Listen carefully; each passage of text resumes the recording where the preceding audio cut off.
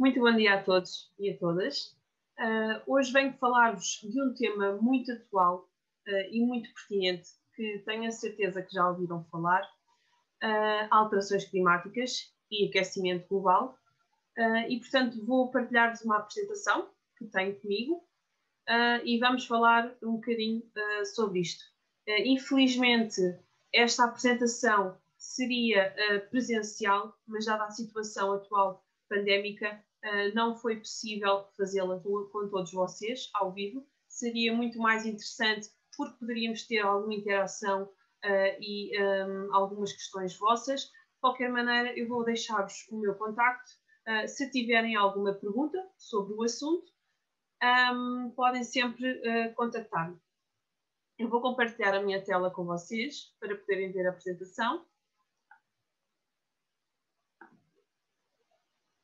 Portanto, como eu vos falei, o tema é alterações climáticas e aquecimento global. Antes de mais, deixem-me apresentar. O meu nome é Cláudia Reis e sou estudante de doutoramento em Geografia no Instituto de Geografia e Ordenamento do Território da Universidade de Lisboa e também faço parte de um dos grupos de investigação do Centro de Estudos Geográficos, também no IGOT. E antes de passar à apresentação propriamente dita, vou falar-vos um bocadinho do que é que nós fazemos no IGOT e em Geografia. Portanto, o IGOT, como vos falei, é uma das 18 escolas da Universidade de Lisboa, que é por si só a maior universidade do país. É também a única escola do país que se dedica exclusivamente ao ensino e à investigação em Geografia e Ordenamento do Território e, portanto, integra uma das unidades de investigação científica em Geografia mais conceituada, que é o Centro de Estudos Geográficos, como vos falei. Para além disso, o IGOT também é considerado a escola número 1 de Geografia em Portugal, porque só nos dedicamos a isto mesmo. E também é considerado uma das melhores escolas de geografia da Europa e está no top mundial de escolas de geografia. Para além disso, somos também membros da Associação Europeia de Escolas de Planeamento e temos cerca de 750 estudantes, sendo que aproximadamente um terço são estudantes de mestrado e doutoramento, que é o meu caso, que fiz todo o percurso aqui no IGOT. Muito importante, nós gostamos muito de aliar a investigação ao ensino no IGOT e, portanto, o Centro de Estudos Geográficos e toda a atividade que nós temos no Centro de Estudos Geográficos acaba por passar depois para o ensino. Portanto, muitos investigadores do Centro de Estudos Geográficos acabam também depois por dar aulas e há sempre esta interação entre investigação e ensino que é muito importante. Podemos passar o conhecimento que obtemos depois para os alunos. No IGOT, portanto, nós temos dois cursos de licenciatura, um curso de Geografia mais geral e depois um curso de Planeamento e Gestão do Território. Recebemos cerca de 135 novos estudantes todos os anos e também temos 5 cursos de mestrado e outros 5 cursos de doutoramento no IGOT. Portanto, como eu disse, nós estamos envolvidos em muitos projetos e parcerias no Centro de Estudos Geográficos e uma das componentes muito, muito importantes da investigação em Geografia é o trabalho de campo. O trabalho de campo, neste caso, a recolha de dados.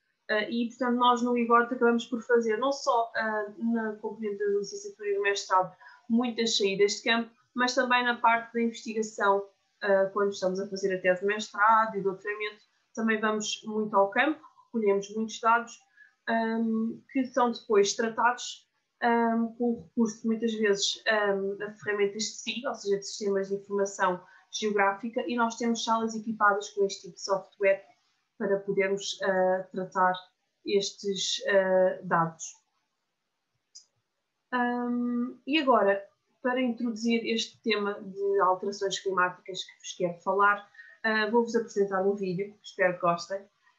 O vídeo que tenho para vos mostrar, basicamente mostra um estudante universitário de Geografia, tal como eu, mas ele também é músico, e portanto ele decidiu converter o gráfico de variação da temperatura global numa pauta de música, onde cada ano é uma nota e esta nota fica mais grave quando a temperatura desce e mais aguda quando a temperatura sobe.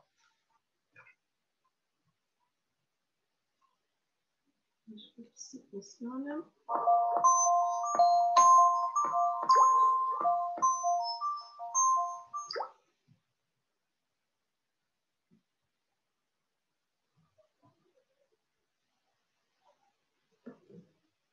I was in a class with Professor Scott St. George in the geography department, and at one point he posted a slide advertising for interns in his dendrochronology lab, and I was lucky enough to get that job. He came to me with a set of data with the task of turning it into a piece of music, and we wound up with a song of our warming planet. In the piece of music, each note will correspond to a year, and then the pitch of that note will represent the temperature of that year. So then these really high pitches, that would mean a warmer year, and then the lower pitches would be a cooler year. The data comes from the Goddard Institute for Space Studies at NASA. It's a compilation of global annual surface air temperatures. Climate scientists have a standard toolbox to communicate their data. What we're trying to do is we're trying to add another tool to that toolbox, another way to communicate these ideas to the people who might get more out of this than out of maps, graphs, and numbers. Climate change is a defining issue of our generation, and it's still something that a lot of people don't fully understand. And what we're trying to do is to represent the music sort of the immediacy and the importance that this issue has right now. And if we act on that, then maybe it won't be as much of an issue for the future.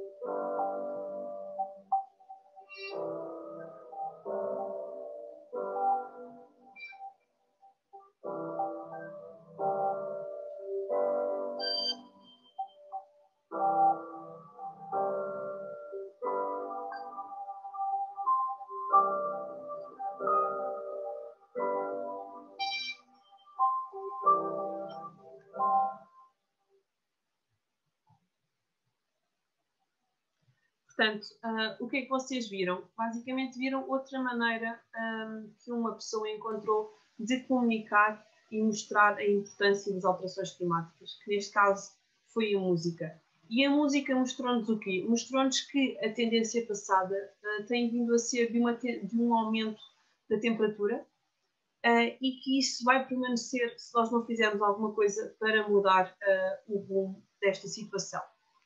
Portanto, como é que eu vos vou abordar este tema das alterações climáticas e aquecimento global? Primeiro, eu vou-vos apresentar 6 questões principais, mais à escala global. Neste caso seria aqui, se estivéssemos ao vivo, seria uma parte de interação, em que eu vos iria perguntar algumas respostas a estas questões, como é que vocês acham que seria a resposta. Depois destas questões, vou passar para alterações climáticas à escala do vosso concelho de Setúbal. Portanto, como é que vai ser o futuro do vosso concelho, se considerarmos a questão das alterações climáticas e do aquecimento global. Portanto, questões que eu vou colocar e, neste caso, responder. Ponto 1. Será que o nosso planeta está mesmo a aquecer? Sim ou não? E será que alterações climáticas são a mesma coisa do que aquecimento global? Será que são sinónimos ou não? E será que as alterações climáticas já se fazem sentir hoje em dia? Será que já estamos a senti-las? Será que vai ser só no futuro? Será que no passado já tivemos alterações climáticas? Ponto 2 tem a ver com a causa destas alterações climáticas. Primeiro, irei-vos explicar o que é o efeito estufa. E será que o efeito estufa é aqui o mal da fita, portanto é o responsável pelas alterações climáticas, ou serão os gases, e neste caso o aumento da emissão de gases de efeito estufa, o problema aqui, não é?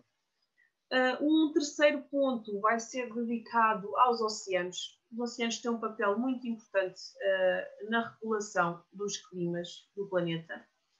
E será que já estamos a verificar uma subida do nível das águas do mar? Será que sim? Será que não? O quarto ponto tem a ver com o que é que sabemos sobre alterações climáticas. Será que já tivemos alterações climáticas no passado? E que evidências temos disso? E porquê é que as alterações climáticas atuais estão a ser tão discutidas? Em que é que elas diferem das alterações climáticas no passado? O ponto 5 tem a ver com as consequências, porque as alterações climáticas vão trazer consequências para os ecossistemas, para toda a vida animal, vegetal, para os habitats, para nós humanos também. Portanto, que consequências podemos esperar das alterações climáticas? E um último ponto tem a ver com as cidades. Como é que vão ser as cidades no futuro? Porquê? Este ponto está mais relacionado comigo, com a minha investigação. Eu estou a fazer doutoramento em Geografia, mas mais ligado à parte física das ciências da Terra, sobretudo a climatologia urbana e a componente das alterações climáticas. E as cidades têm características muito particulares que as diferem dos espaços rurais. E, portanto, no futuro, se já hoje em dia são áreas mais problemáticas, no caso de alterações climáticas, no futuro, se mantivermos o curso das coisas como estão, vão ser áreas muito afetadas. Portanto, para responder à primeira questão, esta questão nós podemos parti-la em 3, que é o facto de o planeta estar a aquecer ou não. Aquecimento global é sinónimo de alterações climáticas e será que as alterações climáticas já estão hoje em dia em curso? Para responder, eu tenho aqui algumas imagens para vocês. Podemos olhar para responder à primeira questão, se o planeta está mesmo a aquecer, podemos olhar para o gráfico de cima, que nos mostra as anomalias da temperatura média global da superfície da Terra e dos oceanos. E o que é que nós vemos? Nós vemos que a temperatura tem vindo a subir, sobretudo nas últimas décadas. Vejam que a partir um pouco depois da década de 50,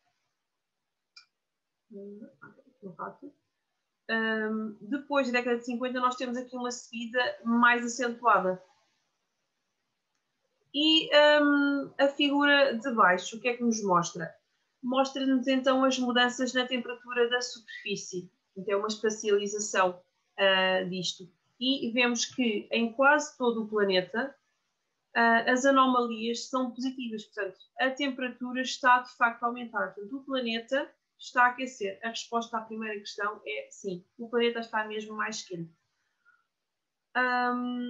As 3 últimas décadas, para termos alguns dados, foram sucessivamente as décadas mais quentes desde que temos registros climáticos regulares, e a média das temperaturas globais dos oceanos e das superfícies terrestres aqueceu e subiu cerca de 0,85 graus, que parece muito pouco, mas este quase 1 grau vai ter muitas repercussões no planeta.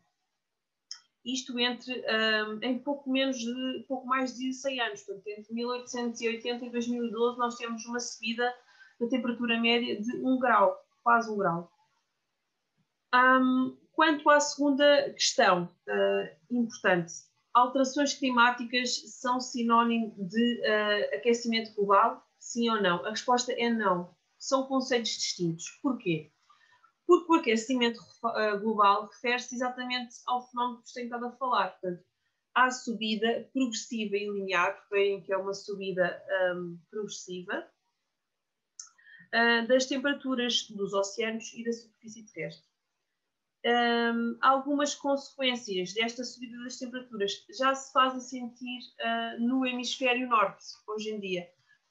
O exemplo disso é, vocês até próprios podem notar, o verão está mais extenso. Nós temos temperaturas muito elevadas em outubro, por vezes até ondas de calor, episódios, alguns dias em que temos temperaturas anormalmente muito elevadas.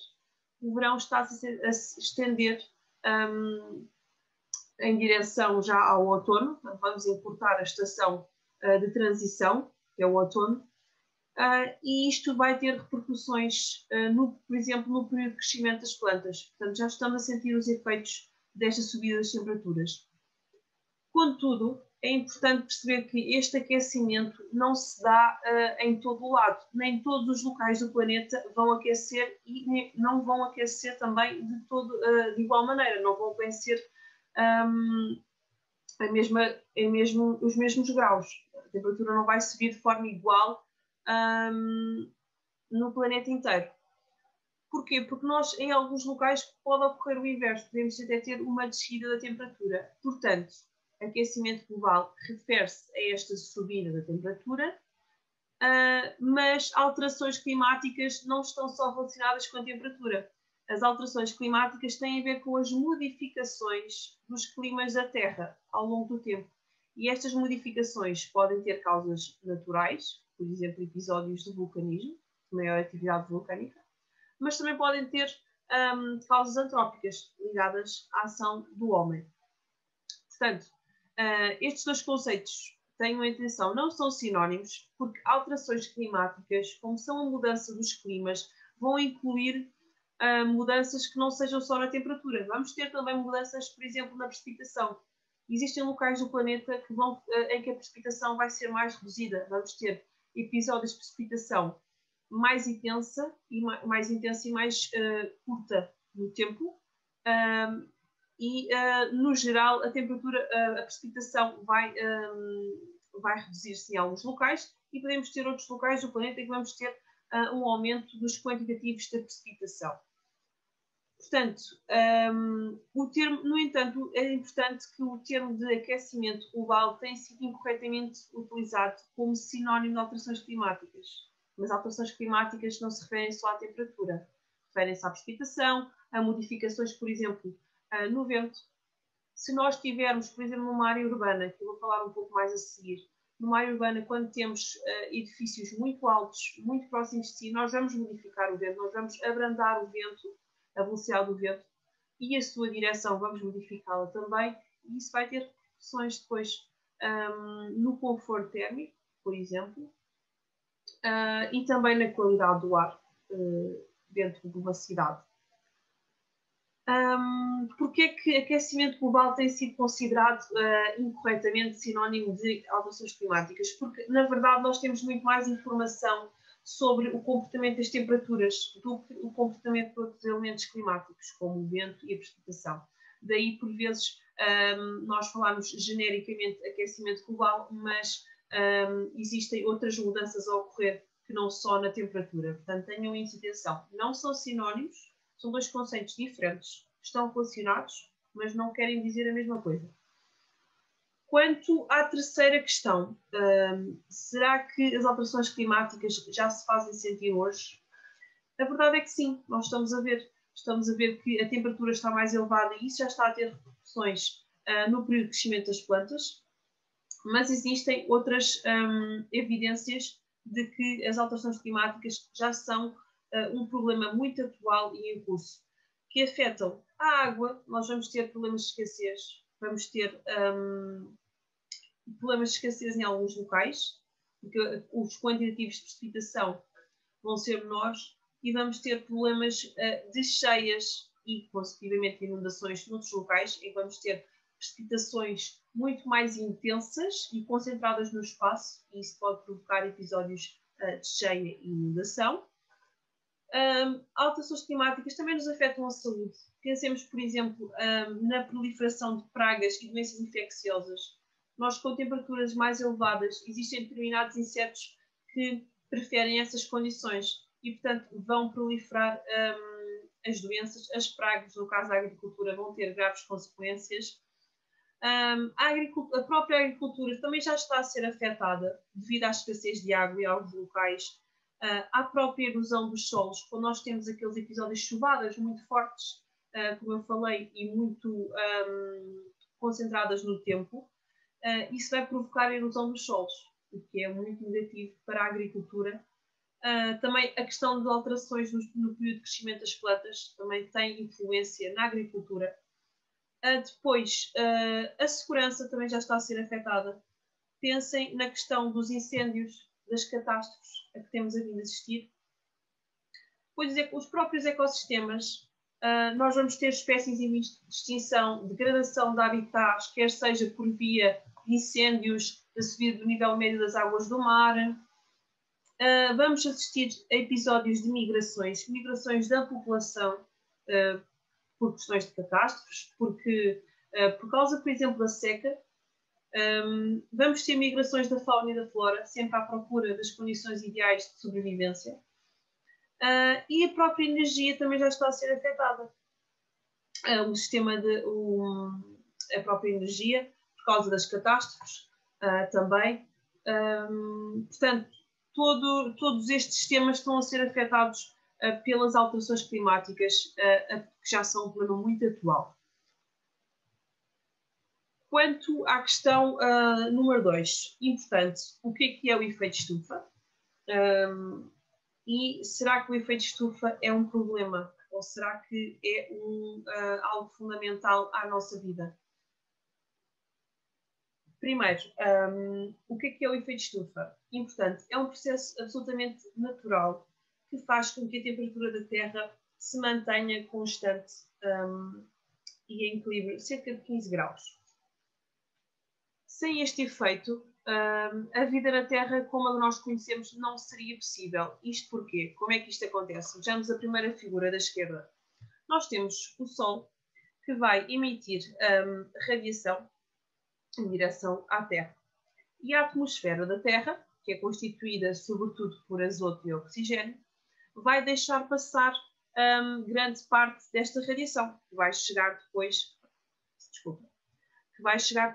à superfície. Uma parte desta radiação que chega à superfície vai ser absorvida, e armazenada, mas a outra parte é refletida e também é emitida novamente de volta para o espaço.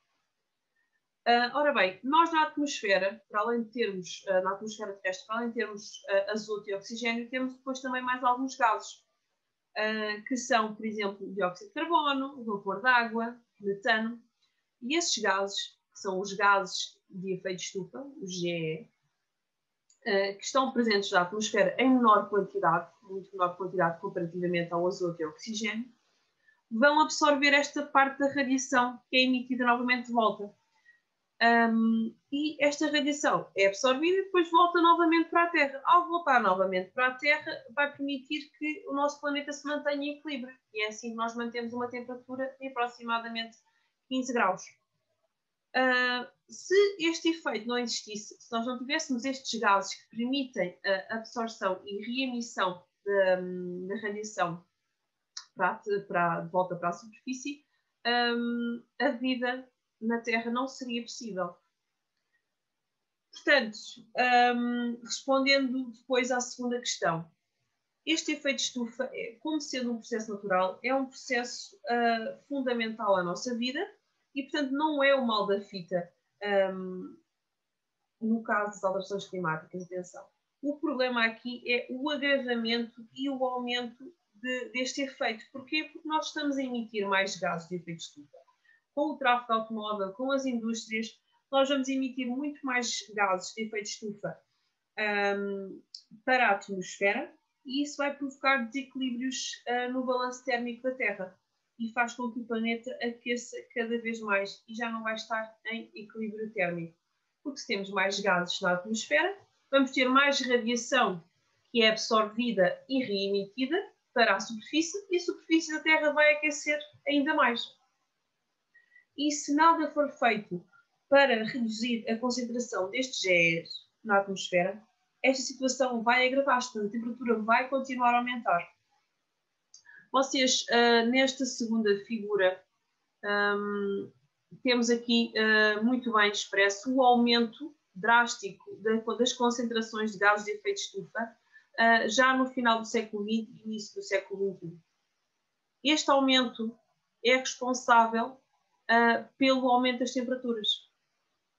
E, portanto, vejam no segundo gráfico, portanto, esta figura da direita, em que isto é a temperatura no hemisfério norte. No final, exatamente, no momento em que nós temos um aumento da concentração de gases, nós vamos ter, no final do século XX, início do século XXI, um aumento das temperaturas.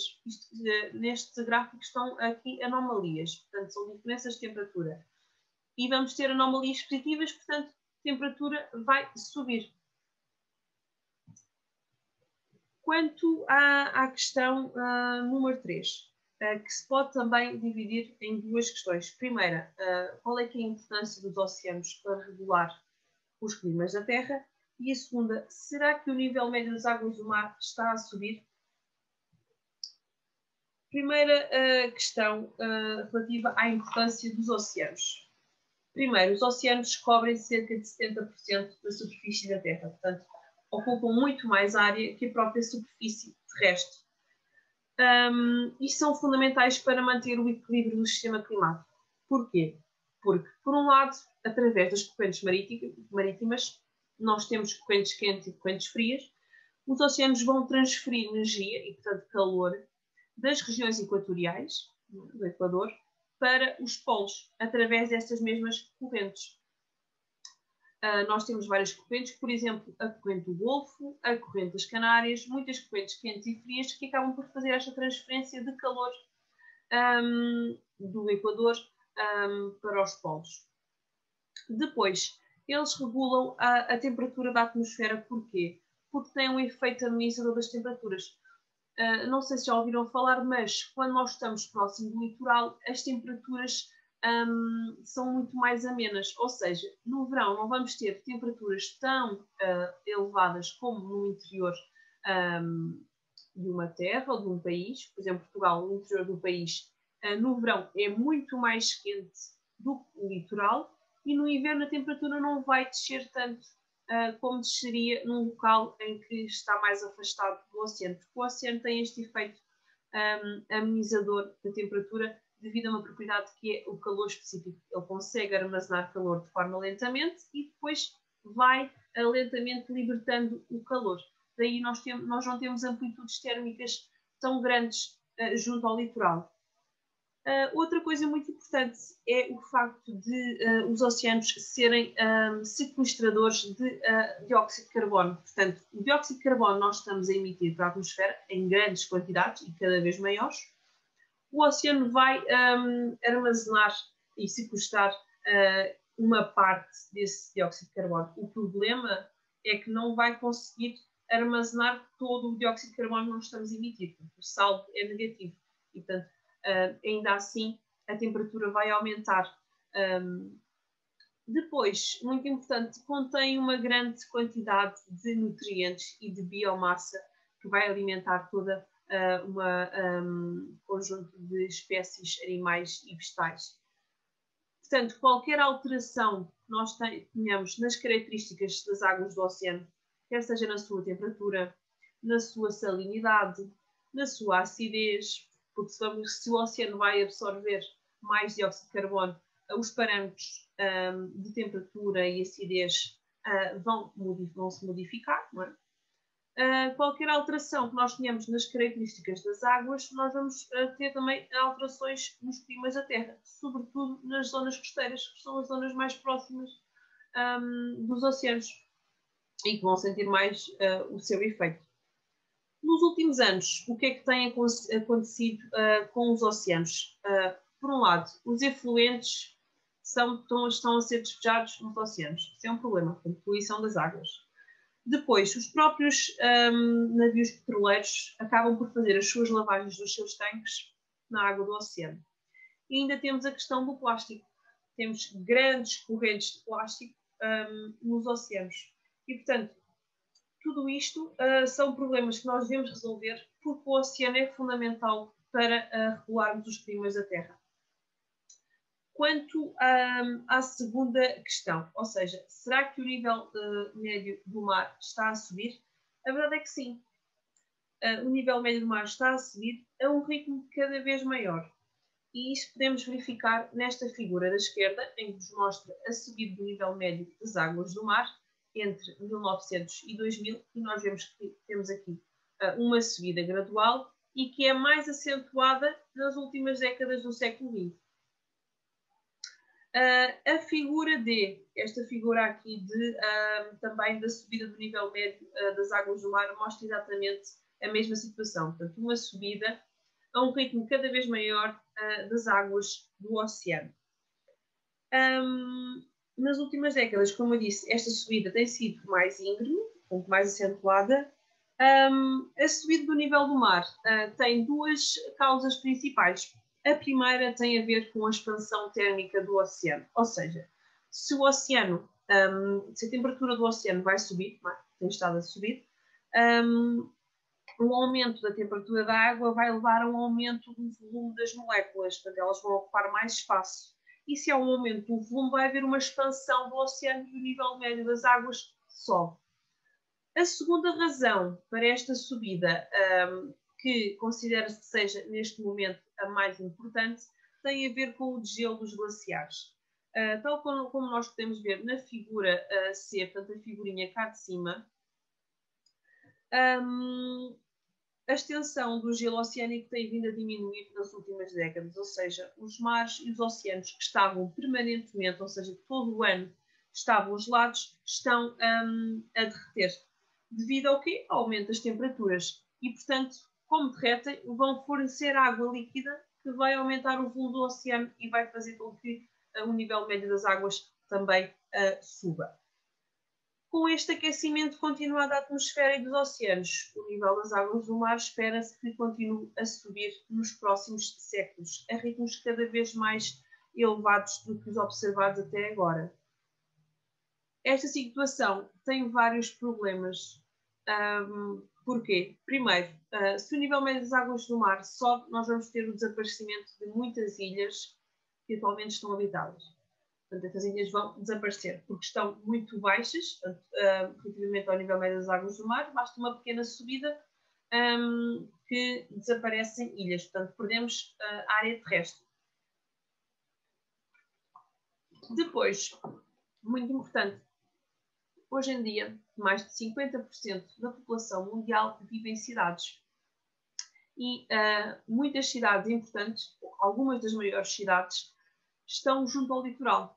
Por exemplo, Lisboa é a capital do país, está junto ao Oceano Atlântico. É uma cidade costeira. Portanto, E considerando que em 2050 nós vamos ter quase 70% da população mundial a viver em cidades e o nível médio das águas do mar está a subir, nós vamos ter problemas junto ao litoral.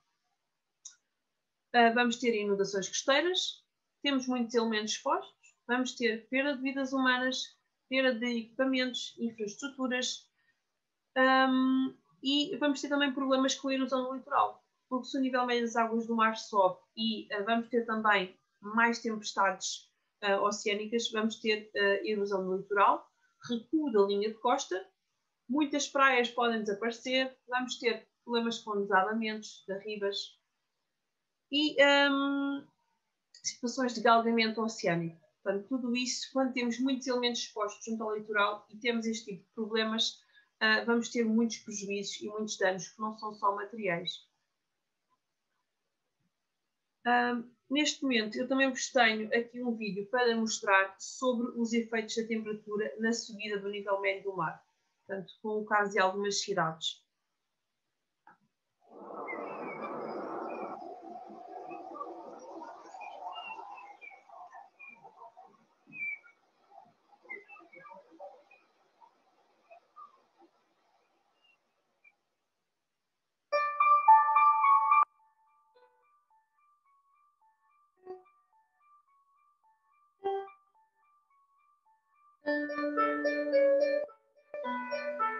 Vejam a diferença de apenas alguns graus de subida de temperatura que pode fazer.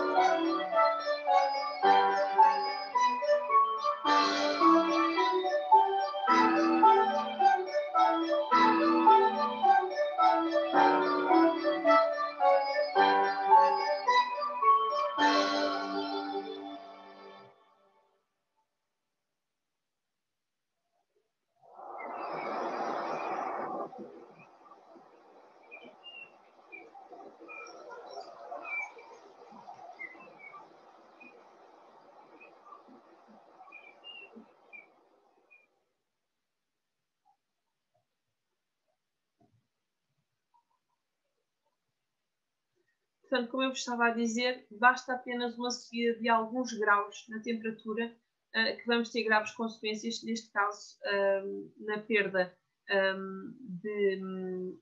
de bens materiais, mas também em questão de inundações e muitos terrenos vão ficar submersos.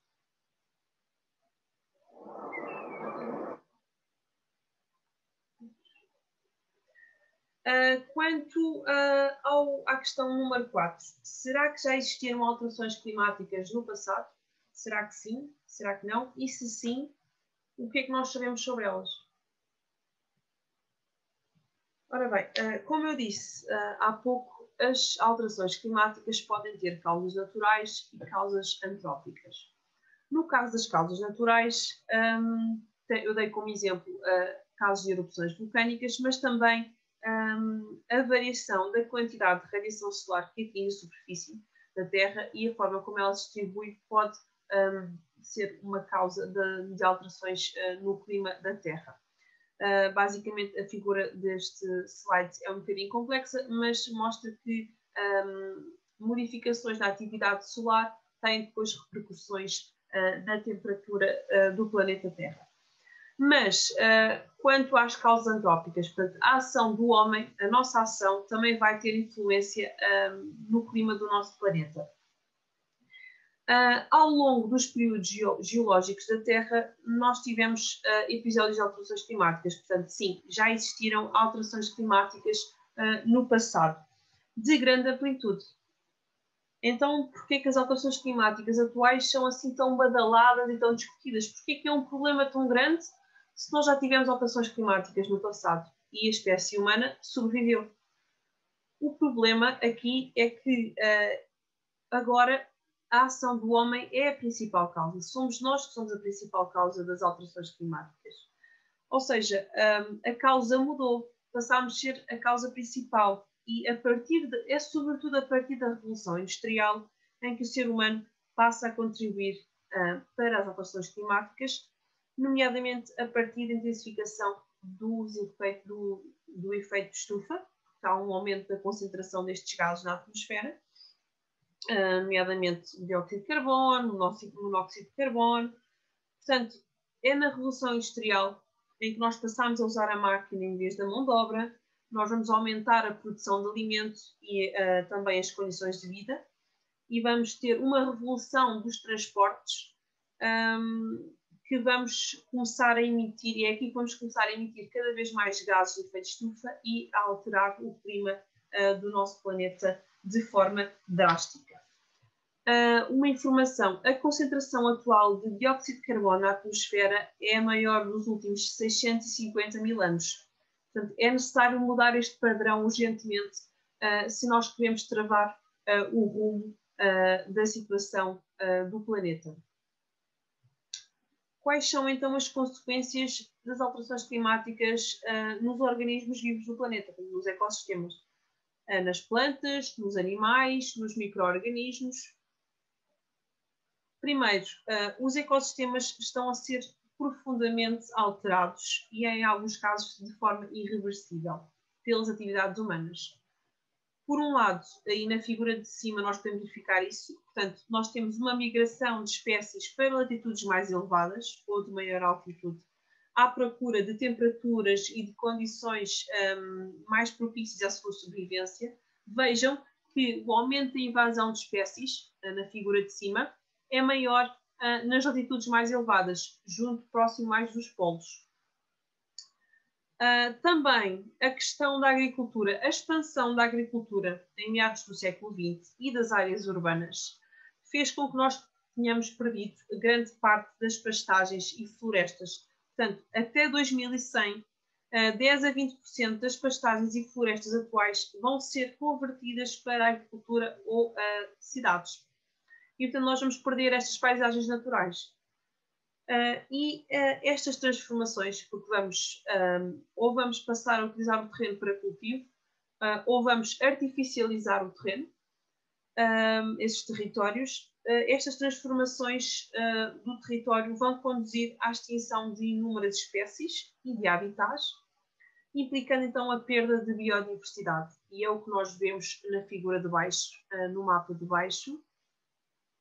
Temos aqui a perda de espécies. Vejam que a perda de espécies maior corresponde aos locais do planeta, portanto, latitudes mais elevadas, junto aos polos, onde temos um aumento de invasão de espécies. Porquê? Porque se as espécies que nas latitudes mais baixas são obrigadas a migrar para latitudes mais elevadas à procura de melhores condições de vida, portanto, de sobrevivência, temperaturas um pouco mais baixas, as espécies que já estavam nestes locais, nestas latitudes mais elevadas, e que já lá estavam, vão sofrer com esta invasão de novas espécies e vão, muito provavelmente, extinguir-se ou muitos habitats vão ser degradados, vão entrar em extinção. Depois, as modificações na temperatura e nos regimes de precipitação também vão ter influência na produtividade biológica. Quanto à precipitação, nós vamos ter em alguns locais menos precipitação, mas mais concentrada, e isso vai provocar um aumento de erosão dos solos. E, portanto, isso reflete-se na perda de produtividade. O aumento das temperaturas também prolonga a estação de floração das plantas, o que é bom, mas também tem efeitos negativos. Porquê? Porque pode aumentar as doenças infecciosas transmitidas por insetos que se desenvolvem melhor a temperaturas mais elevadas. Portanto, quando a temperatura é mais elevada, existem determinados insetos que se desenvolvem melhor nessas condições e que vão propagar doenças infecciosas. Também isto tudo ainda dentro das alterações nos ecossistemas terrestres. À medida que o nível médio das águas do mar vai subindo, a intrusão de água salgada pode levar à relocalização de algumas espécies que estavam nos locais que passam a estar inundados, mas também há perda de produtividade. E outra coisa muito importante, que é a contaminação das toalhas freáticas, que são importantes reservatórios de água doce para o ser humano e também para as atividades de agricultura, para o abastecimento. Quanto aos ecossistemas marinhos, portanto, nós temos o caso da pesca intensiva, porque nos últimos 50 anos nós aumentámos muito o consumo de peixe, também a população mundial tem vindo a crescer exponencialmente e, portanto, mais população, mais maior consumo de peixe. E esta pesca intensiva pode levar ao colapso e à perda de biodiversidade. Nós já temos muitas espécies em vias de extinção, até porque hoje em dia é um problema que nós próprios podemos ver isso quando vamos, por exemplo, ao supermercado, que é, por vezes, o peixe que encontramos à venda são peixes que ainda não estão, são peixes relativamente jovens, portanto, nós já estamos a consumir o que seria para daqui a uns anos. Isso é um problema para o caso da perda de biodiversidade e da extinção de espécies. Para além disso, outra coisa, quando eu vos falei que o oceano é um sequestrador de dióxido de carbono, quando o oceano armazena cada vez mais dióxido de carbono que está na atmosfera, isso vai alterar a acidez do oceano. E a acidificação do oceano está a provocar a deteriorização dos nossos queridos corais. E os corais são muito importantes, não só pela sua beleza, mas também porque eles fornecem uma espécie de amortecimento do impacto das tempestades nas comunidades costeiras. E, para além disso, albergam uma grande biodiversidade. E cerca de 20% dos recifes de coral no planeta já foram perdidos e mais 20% degradados nas últimas décadas do século XX. Portanto, estamos a perder corais. Os corais são muito importantes e estamos a perdê-los porquê? Porque estamos a emitir mais gases, porque o oceano tem de armazenar cada vez mais dióxido de carbono e, portanto, vai alterar as suas propriedades. E isso vai depois repercutir-se nas espécies que habitam o oceano e depois a nós também, não é? Porque nós consumimos essas espécies. Quanto aos ecossistemas de água doce, portanto, falei de ecossistemas terrestres, falei de ecossistemas marinhos, no caso do oceano, e de ecossistemas de água doce. As alterações que têm acontecido passam pela construção de barragens. Ou seja, nós, nas últimas décadas, temos construído muitas barragens. Porquê? Porque as barragens servem para armazenamento de água, em vários cursos de água, não é? E as barragens têm um problema. Quando nós retemos uma grande quantidade de água, também retemos sedimentos. Estes sedimentos que são transportados normalmente pelo curso de água e que chegam ao estuário, já não vão chegar em tão grande quantidade. E, portanto, se não chegam ao estuário, nós vamos ter depois também problemas de erosão no litoral, porque eles não são transportados para onde deviam ser, vão ficar retidos na barragem. Se nós temos menos sedimentos a chegar ao litoral, portanto vamos ter processos de erosão, mas também vamos assistir ao declínio das espécies de peixes.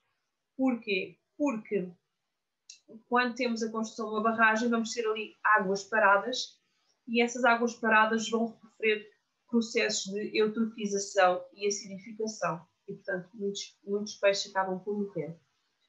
Portanto, todas estas modificações nos ecossistemas terrestres e marinhos e de água doce, abruptas, porque isto num curto espaço de tempo, vão resultar na sua degradação e na perda dos serviços que estes ecossistemas nos prestam, porque eles prestam-nos muitos serviços importantes. E isso vai trazer muitos custos para a humanidade. Espero não estar indo muito depressa, mas de qualquer maneira, como isto é uma gravação, podem sempre andar para trás e ouvir novamente. Agora, última questão deste bloco sobre alterações climáticas mais à escala global, que é no caso das cidades. Uma questão mais geral, mas focada nas áreas urbanas. como é que vão ser as cidades no futuro com as alterações climáticas. E porquê falar de cidades? Porquê? Porque, como eu vos disse, hoje em dia mais de metade da população mundial vive em áreas urbanas. E essa quantidade de população a viver em áreas urbanas vai continuar a aumentar. Em 2050, como eu disse, vamos ter 70% da população a viver em áreas urbanas. E atenção, as cidades ocupam apenas 3% da superfície terrestre. Ainda assim, grande parte da população habita nestes territórios. E estes territórios, temos de perceber primeiro que têm características muito particulares comparativamente a uma área rural, portanto ao campo. Porquê? Porque primeiro nós na cidade vamos ter mais área construída e mais área artificializada. Portanto, estamos a impermeabilizar o solo. E vamos ter menor quantidade de vegetação. Normalmente uma cidade tem muito menor quantidade de vegetação do que o espaço rural. E isso faz com que o quê? Com que a retenção de calor seja maior. Porquê? Porque os materiais de construção acabam por reter mais calor e armazená-lo e depois emitir para o interior dos quarteirões e para as ruas. Não é? E também temos mais retenção de calor, isso é um problema, porque a temperatura vai aumentar e vamos ter o chamado efeito de ilha de calor, que vou falar um pouco a seguir. E vamos ter menos retenção de água. Porquê? Porque os espaços verdes, para além de serem os pulmões da cidade, não é? E serem espaços recreativos e de lazer, eles também conseguem reter mais água proveniente, por exemplo, da precipitação, que depois vão alimentar as toalhas freáticas. Portanto, temos menos retenção de água e temos mais calor. Para além disso, outra coisa, eu falei disso há pouco, quando nós construímos muitos edifícios próximos entre si e também muito altos, nós vamos interferir no vento. Portanto, vamos ter uma fraca ventilação, porque vamos ter uma maior rugosidade, não é? E isso é um problema não só para a parte térmica, porque imaginem, se uma cidade, porque os materiais de construção absorvem mais radiação solar, não é? Já é quente, imaginem se nós bloquearmos o vento, não é? Se bloquearmos o vento, temos um efeito maior de ilha de calor, de intensificação das temperaturas. Para além disso, para piorar a situação, nós temos mais tráfego automóvel e, portanto, nós temos também mais poluição atmosférica. E a poluição atmosférica faz com que tenhamos uma atmosfera e um ambiente muito mais quente e muito mais catastrófico para a saúde humana. Portanto, este efeito de ilha de calor, porque as cidades são consideradas ilhas de calor relativamente às áreas envolventes, sobretudo às áreas rurais, porque estão mais quentes normalmente, vai ser intensificado no futuro. Porquê? Porque se nós já esperamos um aumento das temperaturas devido às alterações climáticas, não é?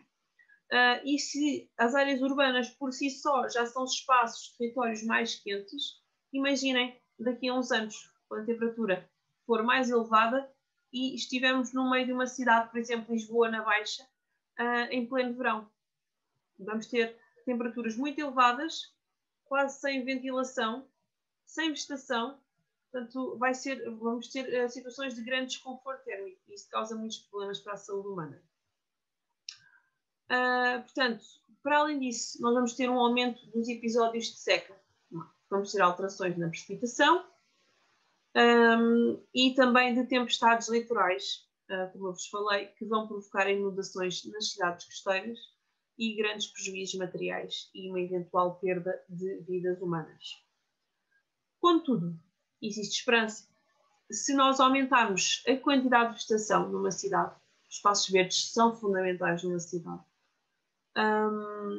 Se utilizarmos materiais de construção mais claros, ou seja, que permitem uma maior quantidade de reflexão da radiação, não vão reter tanta radiação não é, que chega à superfície, vão refleti-la em maior quantidade e, portanto, a temperatura não vai subir tanto. E se tivermos em consideração a direção do vento, de onde é que vem o vento, predominantemente, e os corredores de vento, na construção de edifícios, nós vamos conseguir reduzir este efeito de ilha de calor e reduzir os impactos na saúde humana. Agora, passando para o vosso concelho de Setúbal, portanto, alterações climáticas no concelho de Setúbal, descendo à escala local, como é que vai ser? Portanto, de que modo é que as alterações climáticas vão afetar, já como é que afetam hoje e como é que vão afetar no futuro este território e os seus recursos? E quais são os perigos naturais e ambientais mais relevantes em Setúbal? Ora bem, de facto, o vosso concelho é afetado por vários perigos naturais e ambientais, mas eu hoje decidi falar-vos de 4 que considero mais relevantes. Por um lado, e talvez o que vos seja mais reconhecido, porque sentem isso na pele, é o caso das cheias rápidas. Depois, o caso das ondas de calor, muito importante. Os próprios incêndios florestais e, por outro lado, como também tivemos a falar da subida do nível médio das águas do mar e os episódios de erosão do litoral, dada essa subida do nível médio das águas do mar e também dado o aumento das tempestades costeiras. Portanto, vão ser estes 4. Cheias, ondas de calor, incêndios e erosão do litoral. Em primeiro lugar, é sem dúvida o perigo mais relevante. É o caso das cheias, que devem ser muito bem conhecidas, infelizmente. Portanto, em Setúbal, as cheias rápidas, e atenção, nós temos 2 tipos de cheias. Temos as cheias lentas e as cheias rápidas. E as cheias rápidas são cheias que ocorrem de modo muito repentino, na sequência de uma chuvada forte. Portanto, quando nós temos aquelas chuvas muito fortes, com pouca duração, e quando temos ribeiras, portanto, pequenos rios, quando temos esses episódios, rapidamente o nível da água do rio sobe e provoca inundações. Portanto, é essas cheias que eu vos estou a falar, são cheias de pequenas ribeiras.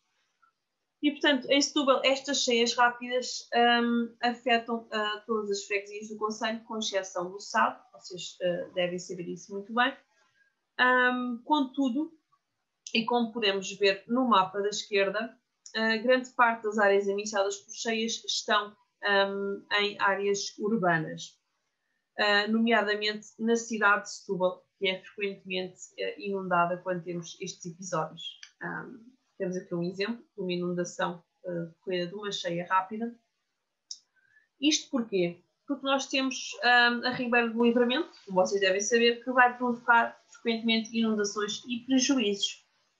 Prejuízos porquê? Porque nós temos muitos elementos expostos. Nós temos pessoas, temos alojamentos, temos infraestruturas. Porquê que as cheias são um fenómeno tão perigoso?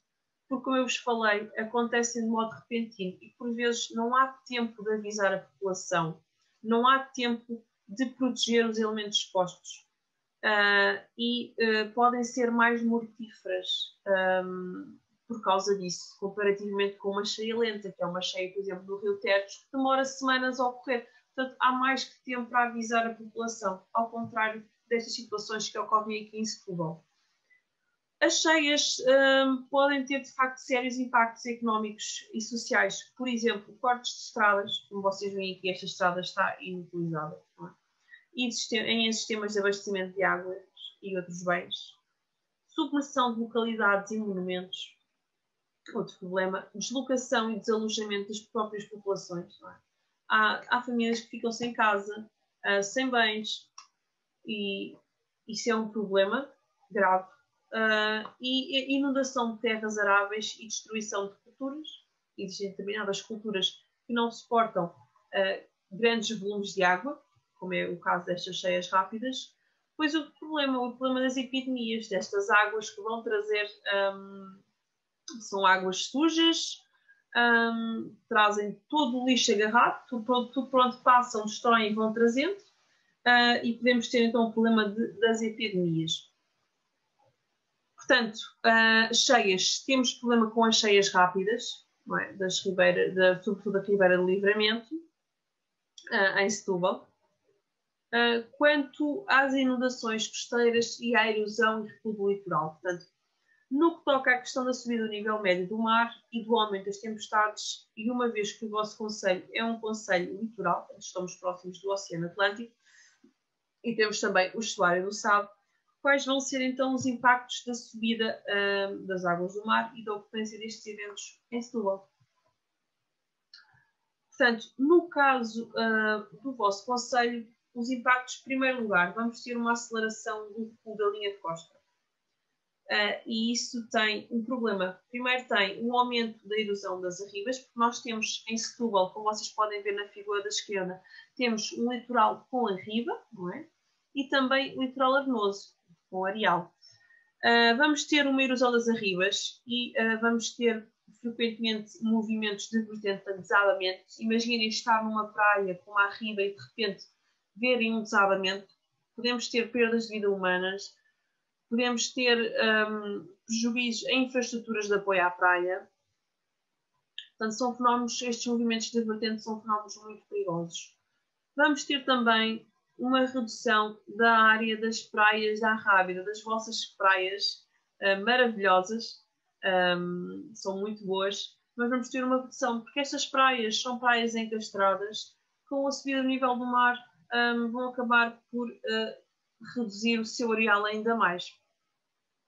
Vamos ter também um aumento do número e de intensidade dos galdeamentos oceânicos, vamos ter mais tempestades e mais intensas, mais fortes, com inundações costeiras e danos nas zonas ribeirinhas, nas infraestruturas portuárias, marinas e nas próprias estruturas de defesa costeira. E vamos ter também uma degradação de habitats com esta subida do nível das águas do mar,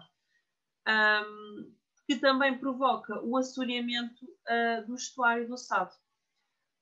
No caso do estuário do Sado, nós vamos ter os chapais que vão ser afetados, e podemos ter também uma perda de produtividade agrícola. Outra coisa que eu falei há bocado é a própria contaminação dos aquíferos das nossas toalhas freáticas, que são tão importantes porque nos abastecem com água doce.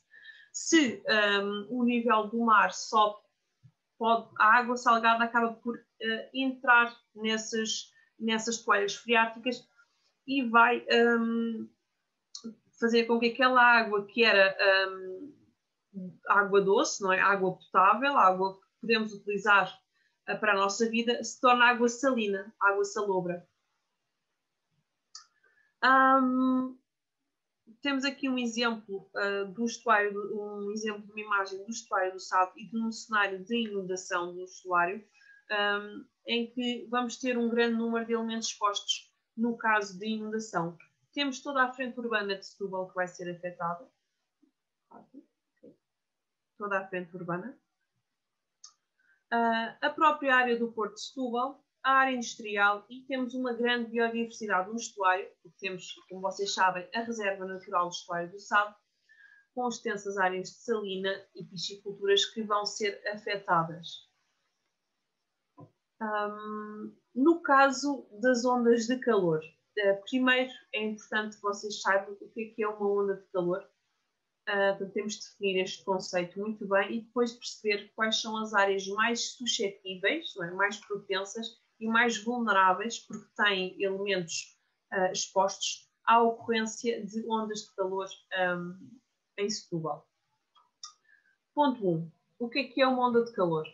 Portanto, uma onda de calor corresponde a um período, normalmente alguns dias, em que nós temos temperaturas anormalmente elevadas, portanto, mais elevadas do que o habitual. Existem várias definições de onda de calor. No caso da definição do Instituto Português do Mar e da Atmosfera, portanto, do nosso Instituto de Meteorologia em Portugal, não é? Eles têm uma definição de calor que normalmente é a mais utilizada em Portugal, que consiste em termos pelo menos 6 dias consecutivos em que a temperatura máxima é pelo menos 5 graus superior à média das temperaturas máximas de um período de referência, que normalmente é uma média de 30 anos, portanto, por exemplo, os últimos 30 anos. Portanto, se tivermos estes 6 dias em que a temperatura está a 5 graus acima da média, nós vamos ter uma onda de calor. Esta definição, por vezes, traz algum problema. Porquê? porque imaginem que temos 5 dias com uma temperatura próxima de 40 graus.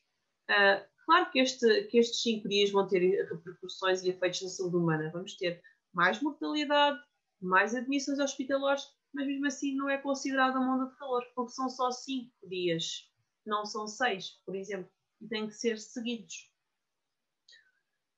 Portanto, onda de calor, um período de alguns dias com temperaturas muito elevadas. E estes períodos, estes episódios, têm consequências na saúde humana. Como eu disse, vamos ter mais mortalidade.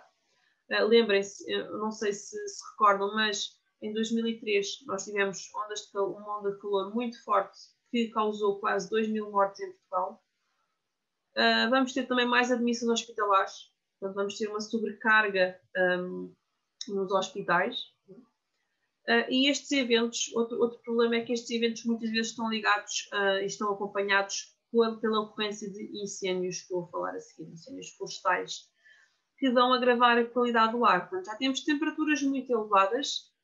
Imaginem se temos incêndios. Vamos ter pior qualidade do ar, mais doenças cardiorrespiratórias e um número de mortes, infelizmente, só. No caso de Setúbal, onde é que podemos ter áreas mais propensas à ocorrência destas ondas de calor, destes episódios muito quentes? Temos o caso das áreas urbanas. Não se esqueçam que são áreas mais quentes, não é, do que o espaço rural. Portanto, nas áreas urbanas mais densas, por exemplo, na cidade de Setúbal, e com piores condições de ventilação. Portanto, áreas onde o vento ou foi bloqueado pelos edifícios ou são naturalmente áreas mais abrigadas. Vamos ter aí mais problemas com o calor e mais desconforto térmico nos dias muito quentes. Como nós podemos ver neste mapa mostra a suscetibilidade à ocorrência de ondas de calor, portanto, em que locais é que podemos ter mais ondas de calor. O que é que nós podemos ver? Que tanto as áreas urbanas mais densas, por exemplo, Setúbal, como a Rábida, a questão dos vales interiores da Rábida, porque imaginem, os vales da Rábida, não é? No Parque Natural da Rábida, aquelas áreas muito encaixadas, aqueles vales muito encaixados, estão abrigados tanto das brisas do estuário, porque o estuário do Sado traz-nos brisas que por vezes fazem baixar um pouco as temperaturas junto ao estuário, não é? E amenizam as temperaturas e melhoram um pouco o conforto térmico. Portanto, estes vales não só não recebem essas brisas, como também estão abrigados do vento regional, que em Portugal temos um vento sobretudo de norte e noroeste na maior parte do ano. Nestes vales vamos ter por vezes temperaturas a rondar e a superar os 40 graus. Portanto, imaginem como é que é estar nesses locais quando temos temperaturas tão elevadas. Portanto, áreas urbanas mais densas e vales interiores da Rábida são locais onde a probabilidade de ocorrência deste tipo de episódios é maior e também as consequências vão ser maiores. Porquê? Porque são estas áreas, portanto, as freguesias com maior densidade urbana, que são áreas mais suscetíveis, porque temos aqui uma boa parte da população idosa. E a população idosa é a população mais vulnerável a estes episódios de calor extremo. Portanto, o que é importante perceber? Que no futuro, se já projetam um aumento das temperaturas, se este aumento das temperaturas juntarmos, por exemplo, no caso das cidades, já o próprio efeito de ilha de calor que a cidade tem comparativamente ao espaço rural, vamos ter ambientes muito mais quentes, muito mais desconfortáveis em termos térmicos, e se a população vai ser cada vez mais envelhecida, porque infelizmente a tendência é de um envelhecimento da população em Portugal, portanto vamos ter mais população envelhecida, temperaturas mais elevadas, vamos ter mais problemas com o calor e uma maior suscetibilidade à ocorrência de ondas de calor. Para além disso, também se projeta, para além do aumento das temperaturas, também se estima que as ondas de calor sejam mais frequentes, mais intensas e mais duradouras, ou seja, mais ondas de calor por ano, mais intensas, portanto, as temperaturas mais elevadas ainda, e mais duradouras. Portanto, em vez de, por exemplo, durarem 6, 7 dias, passam a durar 10, 11 dias. Imaginem, se o efeito já é muito negativo na saúde humana. Se tivermos 2, 3, 4, 5 dias de calor intenso, imagina se tivermos quase 2 semanas. Por último, falando, porque esta apresentação já vai longa, falando então dos incêndios rurais ou florestais. Porquê é que é importante falarmos de incêndios em Setúbal?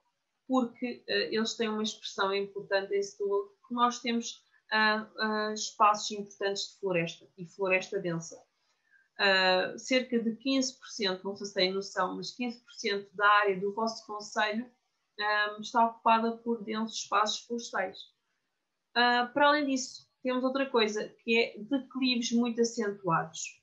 E quando nós temos vegetação densa, portanto floresta densa, associada em declives acentuados, os declives acentuados vão ajudar na progressão do fogo a partir das copas das árvores. Portanto, este mapa mostra-nos a perigosidade de incêndio florestal no concelho de Setúbal, e esta perigosidade é maior no setor ocidental do Parque Natural da Rábida, aqui, nas freguesias de Setúbal, Azeitão e São Sebastião. Será nesta zona ocidental que vamos ter mais problemas, em princípio, com os incêndios florestais. No futuro, portanto, já vimos que vamos ter, em princípio, temperaturas mais elevadas, mais ondas de calor e, portanto, vamos ter maior probabilidade de ocorrência de incêndios. Tudo isto com consequências muito negativas para a saúde humana, porque já vimos que os incêndios pioram e degradam a qualidade do ar, e isso ajuda na proliferação ou na intensificação das doenças cardiorrespiratórias. Acabo por concluir a minha apresentação. Eu espero que tenham percebido tudo, que tenha sido clara no que falei. Qual é que é a moral da história? Basicamente, a moral da história é que as alterações climáticas são um problema muito atual, são um problema muito importante e partem de nós. Portanto, a ação de todos nós tem repercussões no clima do nosso planeta.